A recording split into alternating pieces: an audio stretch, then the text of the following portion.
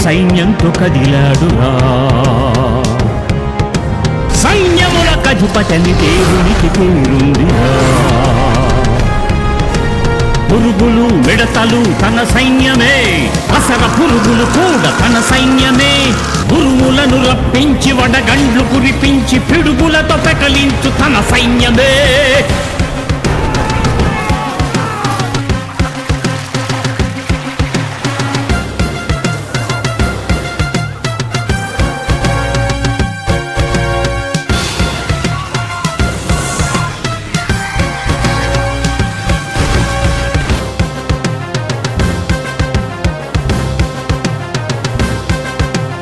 కుదరని రోగం వ్యాపించు తెగులు నాశనం చేసేది తన సైన్యమే.